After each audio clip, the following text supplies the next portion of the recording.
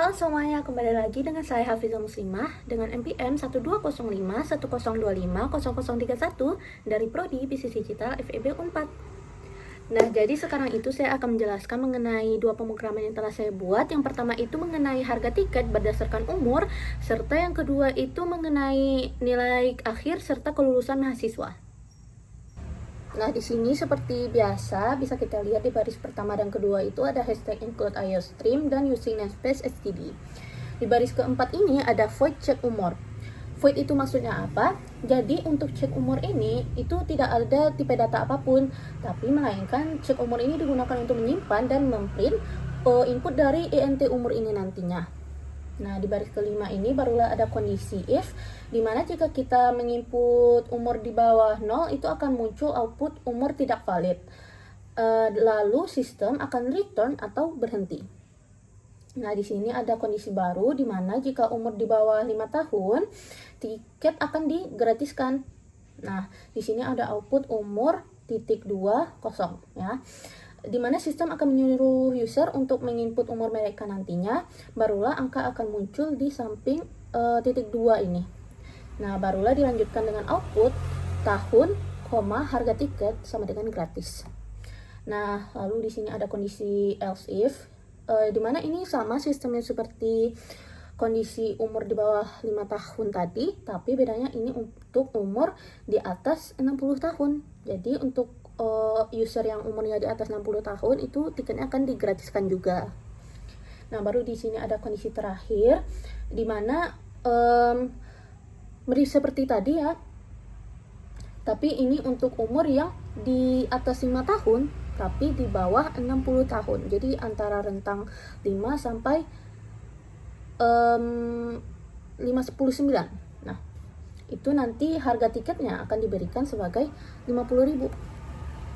Nah, di sini baru ada int main ya, dan ada integer umur, di mana umur ini tentunya kita menggunakan integer karena pasti bilangan bulat.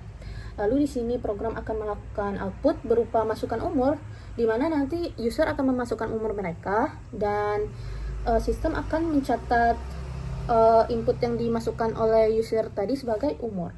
Barulah di sini ada cek umur dalam kurung umur. Ini maksudnya apa? Jadi nanti misalnya kita memasukkan umurnya itu 10 tahun. Nah, sistem akan menyuruh program ini untuk mencek umur 10 itu masuknya ke kategori yang mana, yang digratiskan tiketnya atau dihargai 50.000 gitu. Nah, barulah di sini ada return null, di mana ini ya seperti yang kita tahu, ini berarti program itu akan diberhentikan dan diulang lagi kembali ke awal.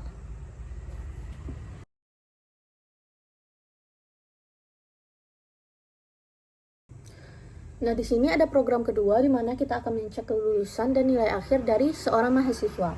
Di sini seperti biasa pada baris ke-1 dan kedua ada include IOStream dan using namespace std.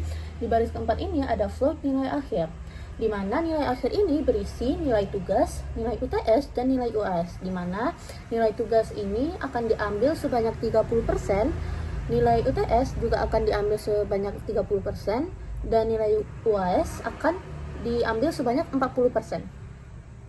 Nah, di sini ada void cek lulus, di mana untuk mencek kelulusan kita perlu nama, nilai tugas, nilai UTS, dan nilai UAS. Nah, di sini itu ada float nilai sama dengan nilai akhir. Ini maksudnya apa? Jadi nilai itu sama aja kayak nilai akhir, cuman ini buat penanda namanya aja. Nah, di sini baru mulai kondisi if, dimana jika nilainya di atas 70, maka di sini kita akan menginput nama nantinya, misalnya Hafizah ya. Hafizah dengan nilai dilanjuti dengan nilai ini, nanti kita akan mencari nilainya itu seberapa ya. Misal rata-rata semuanya itu 95 gitu. Hafizah dengan nilai 95 dinyatakan lulus harusnya ya, bukan tidak lulus. Nah, tapi kalau misalnya dia di bawah 70 ya, itu pasti dinyatakan tidak lulus. Tapi kalau misalnya rata-ratanya nanti di atas 70, maka itu akan dinyatakan lulus oleh programnya. Nah, baru di sini mulai int main, dimana tentunya nama itu menggunakan string karena merupakan berupa abjad ya. Lalu di sini ada float, Nah, di sini seperti biasa ada output di mana kita akan memasukkan nama kita yang ditandai sebagai nama. Lalu di sini juga nilai tugas ditandai dengan tugas, nilai UTS ditandai dengan UTS, nilai UAS ditandai dengan UAS. Nah, barulah nanti itu akan dicek kelulusannya oleh program dengan data-data yang sudah kita isi tadi, yaitu nama, tugas, UTS, dan UAS. Nanti akan dicari dengan rumus yang ini, yang 0,3 dikali tugas tambah 0,3 dikali UTS tambah 0,4 dikali UAS, baru kita akan tahu nilainya itu sebanyak apa. Nah, baru di sini ada return null. Seperti yang kita tahu, return null itu berarti programnya itu akan diakhiri dan kembali ke posisi awal.